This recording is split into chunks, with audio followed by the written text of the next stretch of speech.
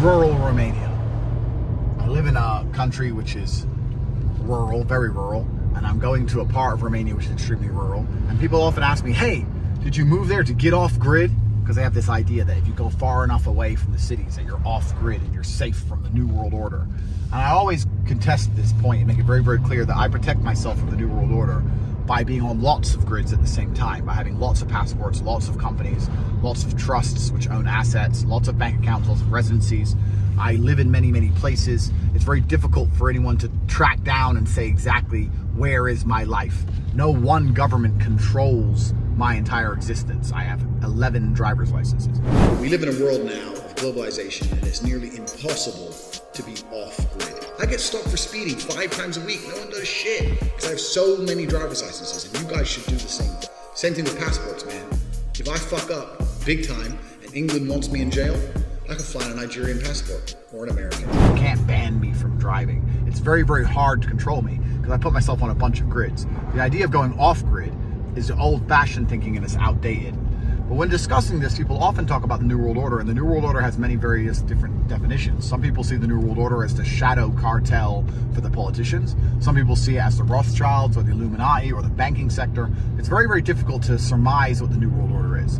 But for me, I think the New World Order is very simple. I think the New World Order is the smartphone. I think the smartphone is the New World Order. So, it's charging. I think the smartphone is the New World Order. Why? Because they know who you talk to, they know what you say, they know what websites you visit. Your banking app is on there, or Apple Pay, so they know where you spend money, how much you spend, where your money comes from. They also know where you are all of the time. Like, what more could they possibly want? They listen to your conversations. How many times have you talked about something, banana smoothies, and then you're scrolling through Facebook a few minutes later and there's adverts for banana smoothie makers? And they go, we don't listen to you. Of course you don't. They listen to everything you say. They know where you are all of the time. So unless you're going to quit having a phone, then you're always going to be part of the New World Order. Because the New World Order is basically just controlling people and knowing everything about everyone. And that's your phone. And we're all addicted and we're never going to give it up. So let's stop pretending that there's a world in which you're going to live without a smartphone. So I'm going to prove to you something. Do you remember when you used to be able to take the battery out of your phone? Out of the back? All the old people like me remember that. But that's all ended now. You can't buy a phone in which you can do that anymore. And that's because even if you turn your phone off, they still listen to you and they still know exactly where you are and where you go. People have this idea, this false idea that, but if I have a password on my phone and the police can't get into the password, then my phone's safe. Listen, if the police know your phone number, and basically everyone who knows you knows your phone number, then they can tell which phone is yours and then they know where you are all of the time. That's it. Done. It's not complicated. So I'm going to prove something to you here. So I've got an application here called Waze on my phone, which is a navigation application. And I am using Apple CarPlay. So Apple CarPlay is when your phone is mirrored on your car. You can see it here. I have Spotify, Waze, telephone. You can see it all here. And the point I'm making is, I'll put them side by side. The reason I'm doing this is to show you that the map being displayed on my car screen is not the BMW's internal navigation system. This is a direct reflection of my phone. Waze on my phone, Waze on the BMW. Apple CarPlay, very, very simple. If I turn my phone off, the map on the car should stop updating.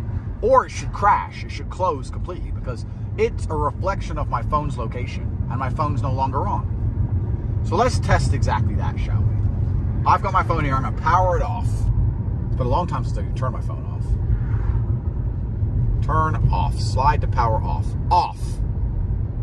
So now that my phone is off, it shouldn't be broadcasting its location anywhere. Why would my off phone broadcast its location or listen to me? Why would my off phone be allowed or able to stay connected with a BMW and a BMW infotainment system to show my location on a screen when it's powered off? Why is it updating in real time?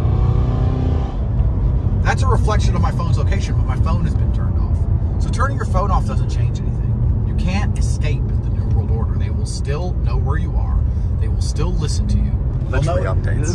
It's updating in real time. My phone is off. Literally. For everyone who doubts me, I'm gonna turn it back on. Come on, phone. Don't pretend you're not on. Oh, now you're powering up. Oh, you're powering up. You've already been on enough to broadcast to my BMW the whole time. This is a BMW M5 competition. If anyone wants to repeat the test. New World Order. You cannot escape.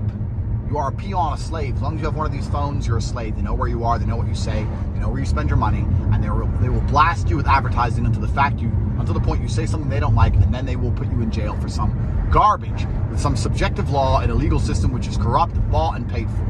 And if you're sitting there thinking, well, if I move out into the woods, if I move to Montana, I'll be fine. Not if you have a phone, you won't, and you need a phone to live. I am in rural Transylvania, and I can't escape being spied on.